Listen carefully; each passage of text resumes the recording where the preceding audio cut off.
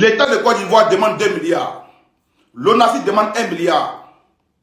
Aujourd'hui, on plonge dans une affaire qui pourrait bien marquer un tournant dans l'univers des influenceurs en Afrique de l'Ouest, une affaire lourde, complexe et surtout pleine de zones d'ombre.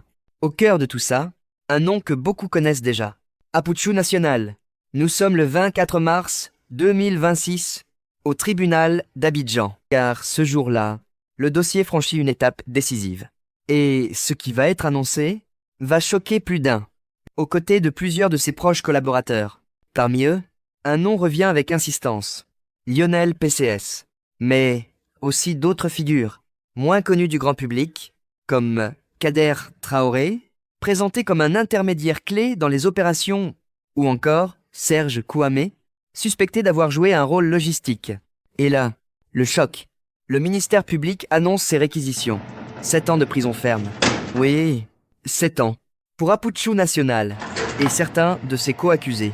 Certains n'en reviennent pas, mais ce n'est pas fini. Une amende de 240 millions de francs CFA vient s'ajouter à cette peine. Un montant colossal qui montre à quel point l'affaire est prise au sérieux. Et ce n'est que le début, car l'accusation ne s'arrête pas là.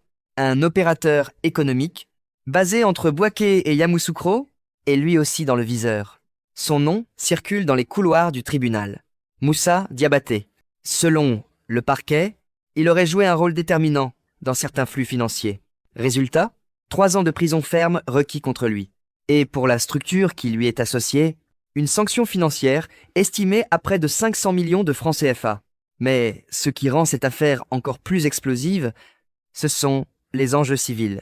Car derrière les accusations, il y a des pertes, des préjudices et des institutions qui réclament réparation. L'État ivoirien, représenté dans cette affaire, réclame une indemnisation de 2 milliards de francs CFA. Oui, 2 milliards. Un chiffre qui donne le vertige. Et ce n'est pas tout. La LONASI entre aussi dans la bataille. Elle réclame 1 milliard de francs CFA.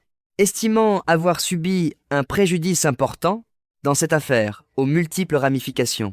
Alors forcément, les questions se multiplient. Qu'est-ce qui s'est réellement passé? Comment une affaire impliquant un influenceur a-t-elle pu atteindre une telle ampleur? Et surtout, qui est vraiment responsable? Dans les rues d'Abidjan, le sujet est sur toutes les lèvres. À Cocody comme à Yopougon, les débats sont animés.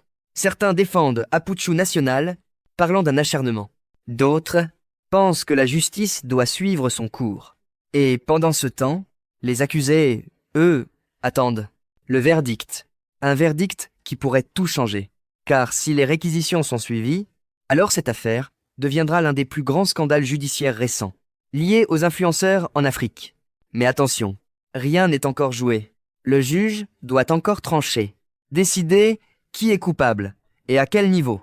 Une chose est sûre, cette affaire ne fait que commencer, et elle pourrait encore réserver de nombreuses surprises. Alors, dites-moi en commentaire, pensez-vous que les peines demandées sont justifiées? Ou, au contraire, trop sévères? Et surtout, quel verdict attendez-vous dans cette affaire?